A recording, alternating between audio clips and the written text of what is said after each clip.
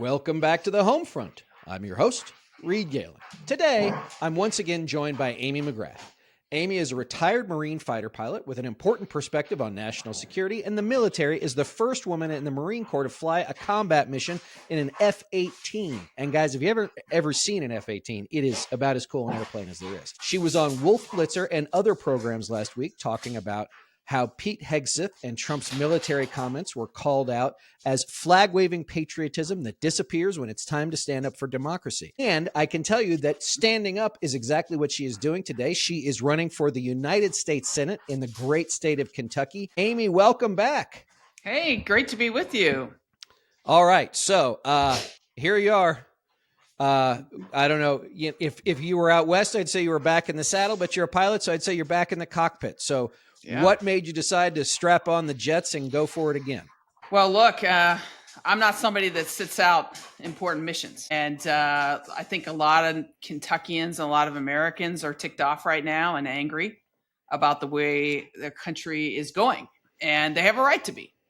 And so, when I look at this open Kentucky Senate seat, I see an opportunity here for Kentucky to have a senator who is decent and to have a senator who actually has courage to stand up for Kentuckians, because there's so much going on right now, particularly with the tariffs and healthcare, that the folks in power that many Kentuckians voted for, frankly, but they didn't vote for what they're doing. And I think that is the opportunity here. And I'm somebody that's not going to run away from a tough fight. That's right. So obviously, Senator Mitch McConnell is retiring after about 700 years in the United States Senate. He's the verifiable Methuselah of Capitol Hill. And to your point about the great people of Kentucky, he was the United States Senator from that state, but not really for that state for decades. Right. And he is, look, Reed, he saw the writing on the wall and he stepped down. I mean, he knew Kentuckians had been fed up with him and left this an open seat. And I think, one of the things, Kentucky might be a red state, but, Kentucky voters have proven that they can vote for the best candidate, as we did in 2023 when we have a Democratic governor here. This is a midterm. There's a lot of stuff happening that is upsetting to a lot of people here in Kentucky. And I really think this state and certainly our country needs more fighters for them. Right. And so let's talk about that. I mean, you've been through this before and you understand the contours of running for office, the nature of it. When you saw that McConnell wasn't going to run again, that it would be an open seat, just take us through your mindset. I mean, obviously the last 8 months have been unprecedented in American political history, or at least living memory. Yeah. But what was that final deciding factor between, again, just the work of it all, your family, because as you know, this is not going to be an easy year or let's say 13 months. This is going to be all day, every day, back and forth across the state, not to mention all the other travel you'll do. So when you sit down at the dining room table with the family, walk us through a little bit of that decision-making process. Well, first of all, I have done hard things before. And so I know, as you said, I know what I'm getting into here. And I think with everything that is happening in our country, when I ran in 2020, Reed, things are not better. They are worse. They are much, much worse in our country. And I can't sit back and watch it all happen.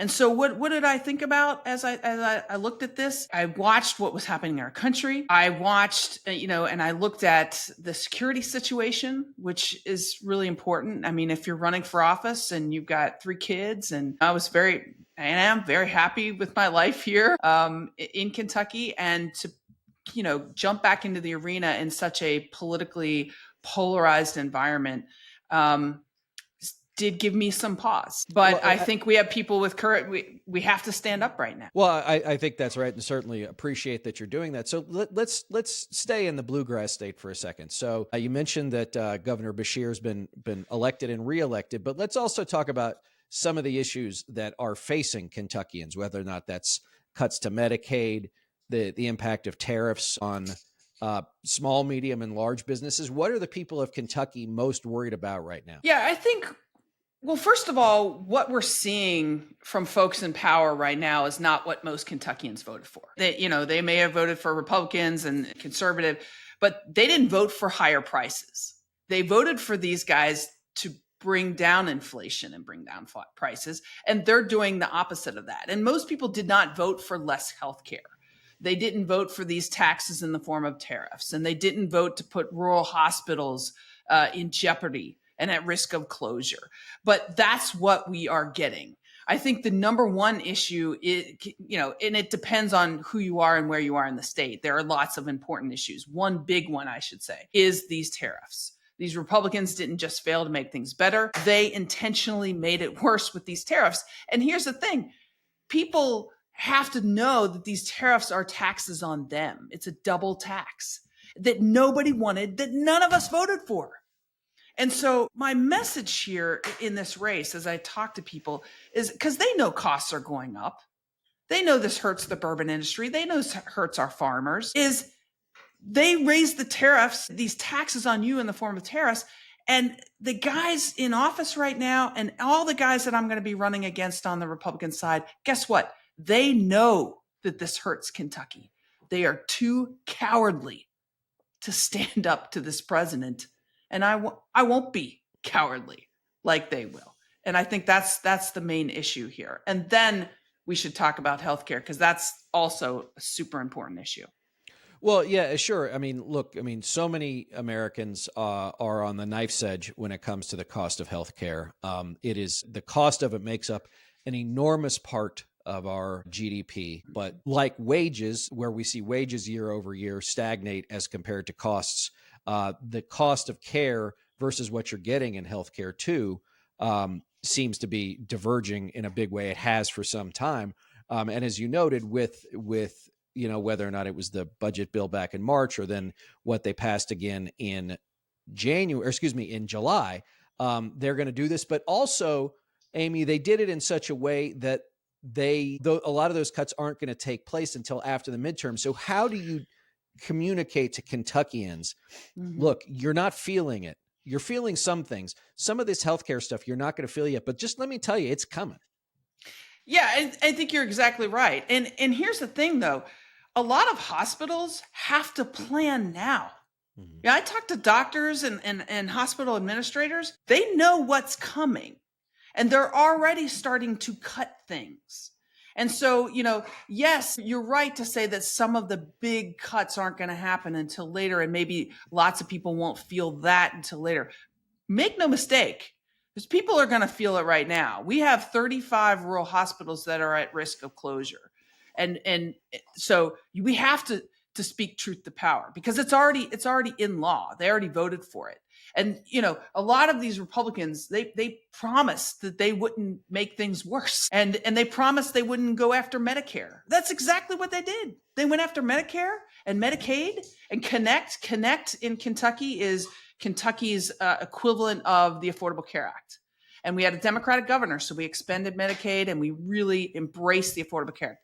And Kentuckians, they like it. And so this is really going to hurt our state. In fact, the bill that just passed, Reed, this summer is the worst bill for Kentucky and Kentucky healthcare in my lifetime. And so we will feel it. Premiums are already going up. People will be kicked off of Medicaid. And it's not just healthcare, it's actually jobs. We have, as I mentioned, 35 rural hospitals at risk, but also thousands of 20,000 healthcare jobs in Kentucky are at risk of going away here. And that's going to happen. And it may happen sooner than we think. Well, right. And that's the thing is, because I've been to, listen, I live out west. I've been to a lot of states here in Utah or up in Idaho, or talked to the folks in places like Nebraska, where, big, wide open spaces. maybe a little bit bigger than Kentucky, but not necessarily easier to get around in. Kentucky is got deep in the heart of Appalachia, and so that's the difference between a 10-minute ambulance ride and an hour-long Yep. ambulance ride, which could be the difference Yep. between life and death, or the difference between being in a labor and delivery unit and all of the necessary things that are available to OBs and delivery nurses, or having having your baby in your bathtub because there's no possible way for you to get there in time once you've realized that your baby's on the way. Yeah, I mean, imagine right now your dad is having a heart attack and you only have to drive 15 or 20 minutes to a hospital. But when these hospitals close, now it's a 2-3 hour drive. I mean, and then also with cutting people off of their health care, making the premiums so high that they can't afford it. Imagine being on cancer treatments, and now you're at risk of losing your health care altogether. And this isn't really what Kentuckians voted for. And so one of the things I have to do is go out there and be like, hey, these guys are responsible for making healthcare more expensive, or for cutting it off completely, for shutting down your rural hospital, all to pay for their tax cuts for their billionaire owners. That's what this is about. Right. And so let's talk about this. I mean, there are lots of places, I assume, in Kentucky that have probably feel pretty forgotten. Do you have an idea of getting to every corner of the state, including those places that maybe have said, you know what, no one's come to talk to us in a long time. No one's bothered to listen to us. They say that they're going to make these promises, the old sort of trope of, they're going to finish the road. They never finish the road. How do you talk to those people and bring them back into a system they feel like has failed? Yeah, it's a really good question. And obviously that's what a campaign is all about. And for me, that's what a campaign is all about. It's about going out there and being everywhere. It was something, by the way, that I couldn't do in 2020 because we had COVID. Right. So by the time, I wanted to campaign, like actually get out there, bam, everything was shut down. So it became really, really hard. So I personally am like super excited to actually be able to go and campaign in a real way. But I think that's so important. Look, I don't have the secret sauce, only to say I've served my country. I'm going to speak truth to power. I wasn't raised in a political party. Okay, I was raised in the United States Marine Corps and right here in Kentucky. And I think you contrast that with whoever is going to, be on the other side, because they're still fighting, but they're all far right mega. And every single one of these guys on the Republican side running for this seat are all McConnell interns. I mean, they were all party guys, lifelong politicians, and people are tired of that. I mean, they are tired of the lifelong politicians. They were tired of Mitch McConnell. They may be conservative, but they are tired of the establishment. I ain't the establishment. And so all I can do is go out there and speak truth to power. And that's what I intend to do. So let's talk about a little bit about your service and the issue of national security. As a United States Senator, obviously that would be, I assume, part of your portfolio, or one you'd hope is part of your portfolio. So take us through how you see the first, 8 months, almost 9 months of Donald Trump's second term here as you jump into this race, as someone who has been, in the cockpit, weapons hot, over hostile territory. Sure. Well, there's a lot here. Okay. So, first of all, I think big picture, I'm very concerned about this administration turning its back on and making America turn its back on our allies and partners around the world. That is something that I just thought I would never see. As somebody who believes that the greatest generation built for us a world order that is not perfect, but one in which the United States leadership is absolutely essential in the world for great power peace. And to see the administration do what it's done, to see this very chaotic approach. Reed, our allies don't know what to make of us right now. Our partners have no clue. Our enemies are emboldened. They're laughing at us. We rolled out the red carpet for Vladimir Putin. We had our military roll out the red carpet for Vladimir Putin, and all of that stuff. We're not standing with Ukraine the way we should be standing with Ukraine. And so to me, that is the most important stuff. And then you take a shift and you think about what this president and what this administration is doing with regards to our military on America's streets, using our military in ways that we should not be using on America's streets for purely political reasons, politicizing our military. I mean, listen to any of the president's speeches. He had another speech the other day on the USS Truman. He had one in front of 800 generals and admirals that, oh my God, it was the most politicized I have ever seen a commander-in-chief be. Talking about going after the radical left Democrats and they're the enemy. I mean, come on. All of that stuff to me is very concerning from a national security perspective.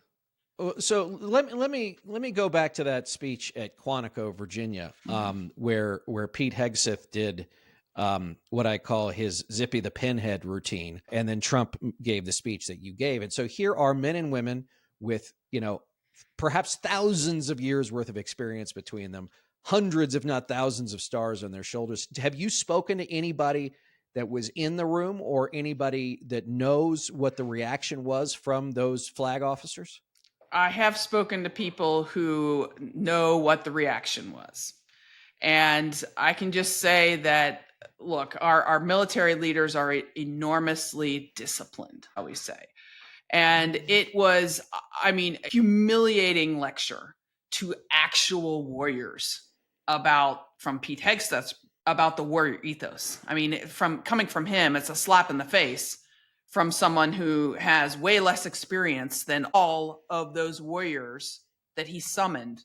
And all of them in the room had more experience than him. And most of them do not respect him. Okay. Remember, this is the man who texted classified military operational secrets to his buddies. And then he went and lectured generals about professionalism and hair standards. I mean, it's unreal. And then you add on Trump's speech, which I think maybe for many of these generals and admirals, Reed, they maybe have never heard a full Trump speech before. And I think that they left thinking, wow, this guy is unhinged.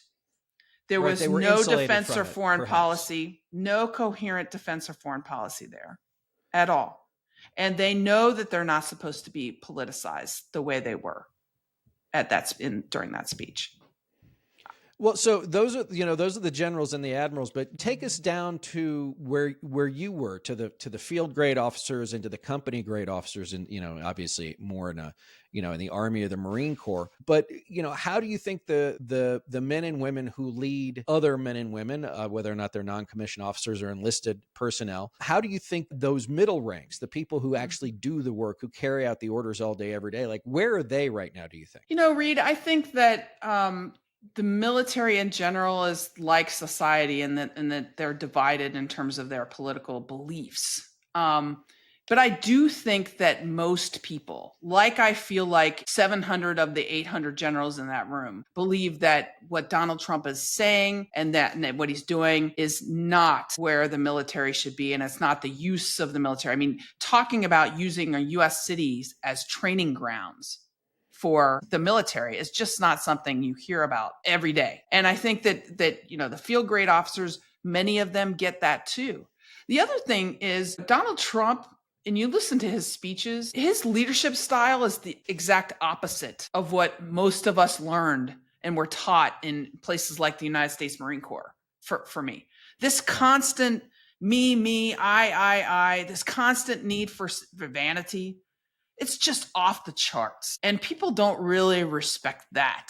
They might respect the office, but they're kind of like, wow, this guy is out there. Well, just especially given the nature of the remarks that Hegseth made about the, let's just say, physiques of some of the members of the military, the height of irony given the physique of the commander in chief, I thought was you can always count on them to take hypocrisy to an art form. Well, and also let's just be real. The Secretary of Defense or Secretary of War lecturing generals and admirals about hair standards and the types of stuff that he was talking about there, that's not even Reed, that is not secretary level stuff. Okay. Right. That is like the admin department, like 1-star level, 05 level, I mean, that's not where and the worry there is that he's not focused on the threats that we face. Right. He's not focused on the fact that, drone warfare is the future. And where are we at? How about AI? Where are we at with that? How about our threats in Russia, in China, in North Korea, and the terrorist threat that we have around the world? What, he's focused on grooming standards? Come on. Right. And then he has the gall to lecture these generals and admirals and put down women in the military. I mean, I could go on. No, well, I would like you to on that particular front, because I would guess, especially, not exclusively, but I would say especially the United States Marine Corps, not exactly the organization that just sort of lets people slide on things, i.e., probably didn't say, hey, Amy, here's an F-18, good on you, have some fun, right? I assume you had to earn it just like anybody else would. We did. And here's the thing. Pete Hegseth was a man who was an 04 in the National Guard. Okay. He was a major in the National Guard, and that's great. But he is lying. He is flat out lying when he says that combat standards were lowered for women. That is bullshit. Okay. And I'm just telling it to you straight here. It is an insult to every woman who has served and has met the combat standards that have always been equal. When I was in the Marine Corps and they opened up fighter jets to women, they did not say, oh, we're going to lower the standards so now you don't have to swim a mile in flight gear. You only have to swim a quarter mile because you're a woman. They didn't do that. No standards were lowered. The jet did not turn pink when I got in it. Okay. And he continues to lie. Now you fast forward to standards in submarines. No standards were lowered. Combat ships, no standards were lowered. All right. How about infantry and artillery? I'll tell you something about infantry and artillery. Before women were allowed in those roles, they didn't have set standards. You were assigned, you're an artilleryman, you go be an artilleryman. You're an infantryman or a tanker, you go be a tanker. Guess what? When they talked about women coming in, the military said, oh, we ought to have standards. And so they devised standards at that point. And guess what? They were never lowered.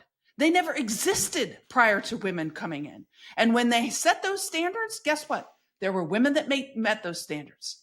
And there were women that didn't. And there were men that met them. And there were men that didn't. And that is a fact. And it's so frustrating to me to have the Secretary of Defense, a guy who's supposed to have the backs of troops, lie about 15% of the troops, because 15 to 20% are women. It's outrageous. So I want to turn to one other issue vis-a-vis veterans. But before we do, I want to talk about a little bit about what you talked about, our adversaries, because they see a spectacle like that and they can't do anything, as you noted, but laugh, or at least, our allies are befuddled and our adversaries are like, are you kidding me? And what does that do to the force out there that's forward deployed? It could be a Marine Expeditionary Unit. It could be a Carrier Strike Force. It could be an infantry unit somewhere. Like, tell us how that goes through when people, because they're interacting either with each other, again, if it's in a Carrier Strike Group, or with people in those countries, wherever it is they're deployed. How does that affect the force when they see stuff like that? Even if let's say they're ostensibly a supporter of Donald Trump, but they look at this and they go, really? I mean, with regards to Hegseth's unprofessionalism, I mean, I feel like adversaries are laughing at us. He's clearly not focused on a coherent defense or foreign policy. They fired lots of the top diplomats. That's on full display. The left hand doesn't know what the right hand's doing. It's totally chaotic. And our adversaries love that. Our allies are looking at us like, what the F? They don't know what's going on. We've got the Secretary of Defense talking about grooming standards and haircuts. And it's embarrassing. It's a huge example of Pete Hegseth's own insecurity, and it's actually kind of sad. And this business that he has, this thing about lethality. Lethality is how capable our military is at causing death. That's what that word means. And Pete Hegseth believes that we were unsuccessful in these wars in Iraq and Afghanistan because he thinks we didn't kill enough people. He's absolutely wrong there. The wars in the past 25 years were about stabilizing, rebuilding societies. Okay. halfway around the world. That is a very difficult thing that our government asked our military to do. And right, it wasn't because lack of lethality. those are civilian policy decisions being made, Yeah, and carried out by a civilian-led military. exactly. And it wasn't lack of lethality that was the issue Right. there. I would venture to say that as of this moment, Amy, the United States military is still the most lethal military that humanity has ever known. Totally. Right? Like that's never been our issue. Despite Pete Hegseth and Donald Trump's trying to drum out very, very good leaders, like the top JAGs that we had, our top, 4-star admirals and generals that he fired, we still absolutely have the best military in the world. And we got to keep it. And that means we got to keep talent. Not just everybody that looks like Pete Hegseth and has, the tattoos that he has, but real talent. And that requires work and leadership. And I just don't think he has it. I think with administrations like this, and history has taught us this, incompetence is actually the way that you actually succeed, because nobody has any expectation that you'll know what to do. So you also just take orders from above rather than having any real leadership or intelligence or strategic mind. Okay, I want to talk about veterans for a second, Amy. The veterans community in this country, again, massive cuts to the VA under the Trump administration, and Republicans in Congress.